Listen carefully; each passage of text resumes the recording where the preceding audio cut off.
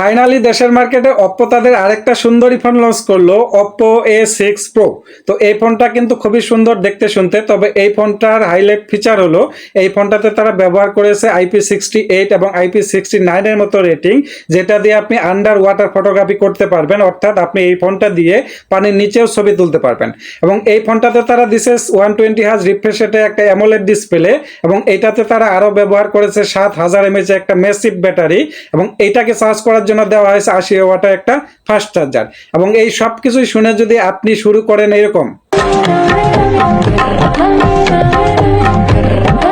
তাহলে আমি বলবো ভাই নাচানাচি পরে করেন। এই ফোনটাতে আরো অনেক কিছুই ব্যবহার করা হয়েছে, এটা বিস্তারিত জানার পরই চিন্তা ভাবনা করবেন আপনি এই ফোনটা নিবেন কি নিবেন না। তো চলুন কথা না বাড়িয়ে মূল ভিডিও শুরু করা যাক।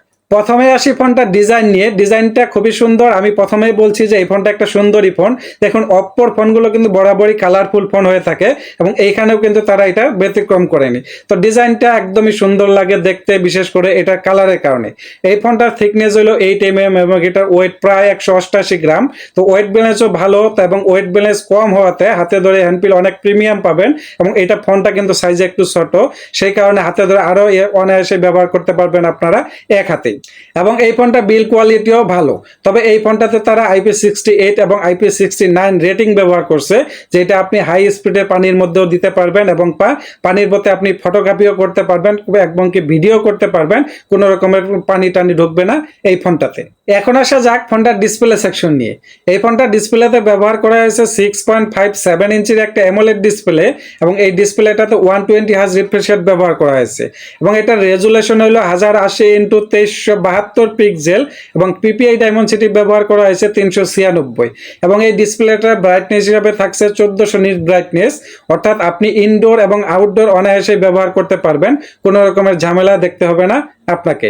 এবং 120 হার্জ রিফ্রেশ রেট হওয়াতে স্ক্রলিং করে একদম স্মুথ একটা পারফরমেন্স পাবেন, এবং কন্টেন্ট ওয়াচিং করে গেমিং করে কিন্তু আপনি ভালো একটা পারফরমেন্স পেয়ে যাবেন। এবং এই ডিসপ্লেটাতে ব্যবহার করেছে আন্ডার ডিসপ্লে ফিঙ্গারপ্রিন্ট সেন্সর। তো এই ডিসপ্লেটা কিন্তু একটা সুপার লেভেলের ডিসপ্লে হতে যাচ্ছে। এখন আসা যাক ফোনটার পারফরমেন্স সেকশন নিয়ে। এই ফোনটাতে তারা অ্যান্ড্রয়েডে ব্যবহার করেছে অ্যান্ড্রয়েড 15, এবং এখানে কালার ওএস 15 ব্যবহার করছে। তো এখানে কিন্তু কালার ওএস এর সফটওয়্যার নিয়ে আসলে ক্লেম করার কোনো কিছু নেই। কালার ওএস এর সফটওয়্যার এক্সপেরিয়েন্স খুবই ভালো। এবং এটাতে তারা প্রসেসর হিসেবে ব্যবহার করছে মিডিয়াটেক হিলিও G100 6 ন্যানোমিটার একটা প্রসেসর। তো এই প্রসেসরটা খুবই সুপরিচিত প্রসেসর, অর্থাৎ 20 থেকে 35,000 টাকা ফোনের মধ্যেও কিন্তু এই প্রসেসরটা আমরা ব্যবহার করতে দেখি।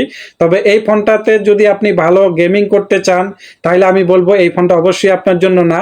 তবে আপনি ফোনটা যদি রেগুলার ইউজের জন্য নেন, আপনি অনেকদিন ইউজ করবেন, হালকা পাতলা গেমিং করবেন, ইউটিউব, ফেসবুক, ইনস্টাগ্রাম এরকম অ্যাপসগুলো চালাবেন, আর হালকা পাতলা ফটোগ্রাফি করবেন, তাহলে আপনার জন্য এটা ঠিকঠাক আছে। অর্থাৎ আপনি একটা রেগুলার পারফরমেন্স পাবেন, হাই লেভেলের পারফরমেন্স আপনার এই ফোন থেকে পাবেন না। এই ফোনটি তারা লঞ্চ করেছে দুইটি ভেরিয়েন্টে, 8GB 128GB এবং 8GB 256GB ভেরিয়েন্টে। এখন আসা যাক ক্যামেরা সেকশন নিয়ে। এই ফোনটাতে তারা 50 মেগাপিক্সেলের মেইন ক্যামেরা ব্যবহার করছে, এবং 2 মেগাপিক্সেলের একটা ডেপথ সেন্সর ব্যবহার করছে। তা আমার মনে হয় যে এখানে ডেপথ সেন্সরের বদলে আলট্রা ওয়াইড ক্যামেরাটা অবশ্যই দরকার ছিল, কারণ 2025 সালে এসে আলট্রা ওয়াইড ক্যামেরাটা অবশ্যই মিস করব। এবং 50 মেগাপিক্সেলের ক্যামেরা দিয়ে আপনি মোটামুটি ভালো রকমের ছবি তুলতে পারবেন, এবং কালার কোয়ালিটি মোটামুটি ভালোই হবে, কারণ অপ্পো কিন্তু বরাবরই ক্যামেরাতে ফোকাস দিয়ে থাকে, এবং ক্যামেরা কোয়ালিটি ভালোই হয়ে থাকে অপ্পোর। এবং এই ক্যামেরা দিয়ে আপনার ভিডিও রেকর্ড করতে পারবেন সর্বোচ্চ 1080p 60 fps পর্যন্ত। সেই সাথে এখানে সেলফি ক্যামেরাতে ব্যবহার করা হয়েছে 16 মেগাপিক্সেলের একটা সেলফি ক্যামেরা, যেটা দিয়ে আপনার ভিডিও রেকর্ড করতে পারবেন 1080p 30 fps পর্যন্ত। তো ক্যামেরা কোয়ালিটি মোটামুটি ভালোই হবে, কারণ অপ্পো ফোনের ক্যামেরাগুলো বরাবর ভালোই হয়ে থাকে, এবং ভালো রকম একটা কালার কোয়ালিটি দেওয়ার চেষ্টা করে অপ্পোর ক্যামেরাগুলো। সর্বশেষ আসি ফোনটার ব্যাটারি সেকশন নিয়ে। এইখানে তারা ব্যবহার করেছে 7000 mAh একটা বিগ ব্যাটারি, যেখানে 80 ওয়াটে একটা ফাস্ট চার্জার ব্যবহার করছে।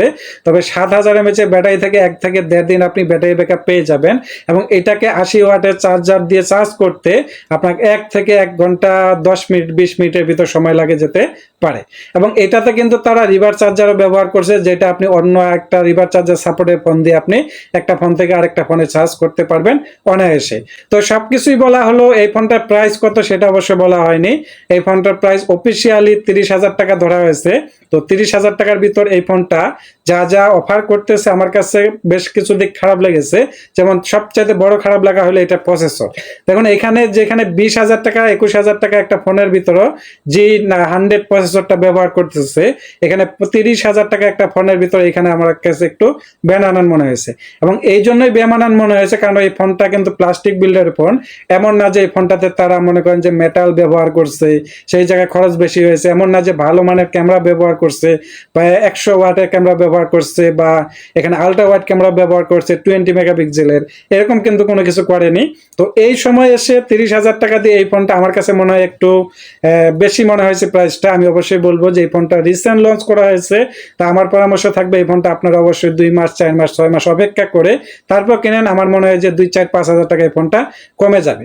তবে আমার মতে বর্তমানে যেই ফোনটা যা যা অফার নিয়ে আসছে এই ফোনটার দাম সর্বোচ্চ 27,000 টাকা বা 27,500 টাকা হইলে ঠিকঠাক মনে হবে।